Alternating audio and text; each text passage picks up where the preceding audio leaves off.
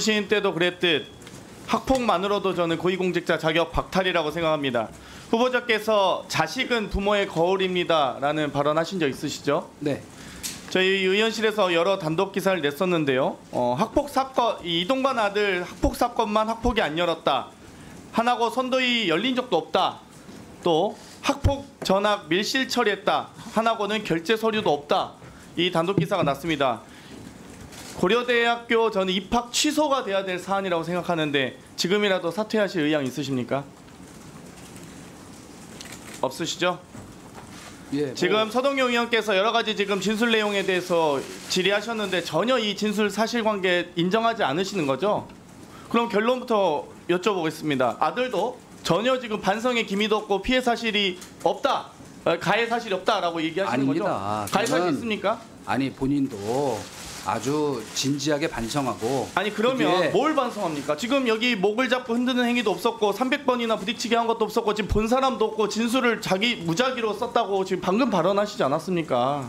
아니 그러니까 가해 사실 없다고 인정을 안 하신 거잖아요, 진술 내용을. 아니 쌍방 간의 다툼이라는 얘기는 그 피해 학생의 자기 입장문에도 나와 있지 쌍방 간의 않습니까? 다툼이 있었는데 예. 그 부분에 대해서 전학은 왜 가셨습니까? 그러면 전학은 아무것도 잘못한 게 없는데.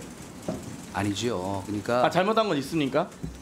그 당시 상황은 저희도 전혀 갑자기 통보를 받은 내용이기 때문에 이런 사실이 있으니 전학 가는 게 좋겠다는 것을. 폭력 사실에 대해서 인정하시나요? 폭력 사실을 인정하시나요? 아니 일부 있었겠지요. 그러나 거짓 그 해명문에 내용을 제가 어떻게 확인합니까? 대해서 입장문 지금 내셨죠. 6월 5일과 6월 8일에 걸쳐서 내셨습니다. 지명도 받기 전에요. 첫 번째 그 선도위 결정으로 전학 조치가 내려졌다 했는데 선도위 개최된 바 없으시죠?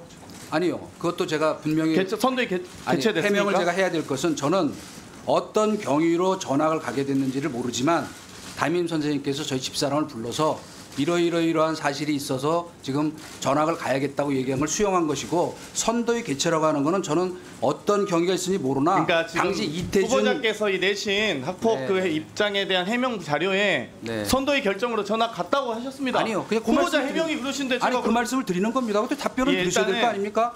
선도위 이태준 개최된 거 없습니다. 선생님이 그러니까 해명이 잘못되셨잖아요. 아니 잠깐만요. 그러니까 본인 해명을 번복하지 마시고 선생님이 2015년에 지금 두 번째 질문 드리겠습니다. 2015년 청문회 나서 얘기를 한 겁니다. 그러니까 이제 거짓 해명을 제가 질의 시간 끝나고 나서 말씀하시고요. 두 번째, 학폭이 처벌 대상이 아니었다. 이 하나고에서 국정감사 교감의 증언이 있었습니다. 완벽하게 저는 궤변이라고 생각합니다.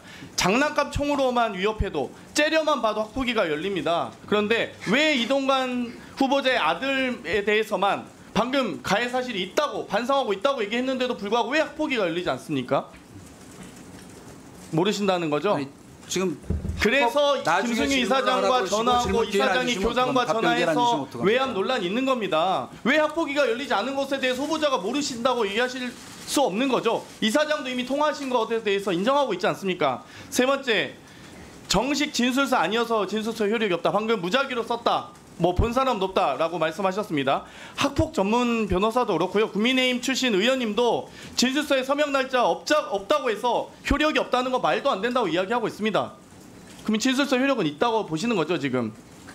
상담 교사와의 진술 내용 인정하십니까? 일부 진실이 담겨 있겠죠. 그러나 그것이 학폭위를 열어서 처벌을 할 정도의 내용이 아니라고 학교에서도 판단을 했기 때문에 전학을 보낸 거 아니겠습니까? 그럼 가해 사실이 있는데 학폭이 열만한 사안이 아니어서 전학을 보냈다. 째려만 봐도 학폭위를 열었던 하나고가 이동관 후보자의 아들에 대해서만 특혜를 줬다라는 건 인정하시는 겁니까? 아무도 인정을 끝까지 안 학폭위를 열어서 처벌받은 사람이 없습니다. 네 번째 해명입니다. 후보자께서 하셨던 지금 해명 자료 가지고 전 드리고 있는 겁니다.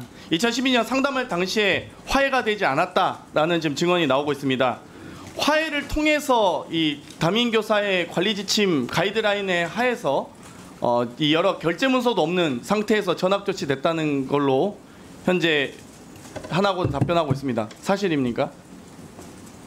하나고에서 그렇게 답변했으면 맞겠죠. 저는 모릅니다. 그때 화해를 해야지만, 그러니까 소위 처벌을 원하지 않고 화해를 해야지만 이 담임교사에 의해서 자의적인 이 가이드라인 지침이 적용됩니다. 그런데 화해한 적이 없다고 합니다.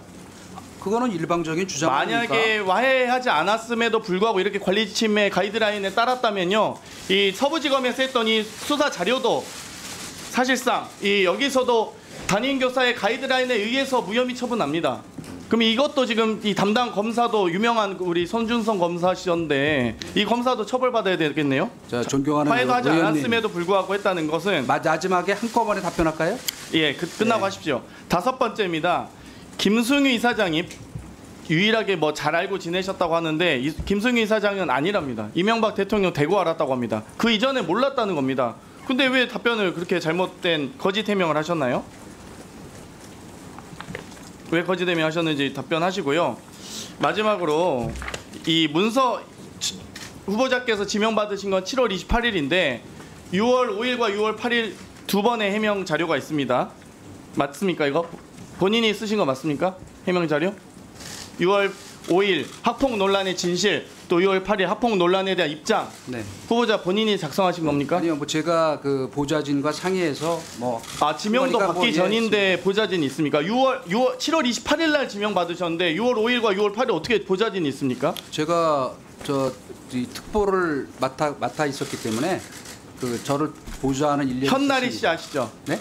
MB 청와대 때 부대변인했던 네. 현나리 네. 씨가 작성했습니까? 아닙니다. 이분은 수정자시죠?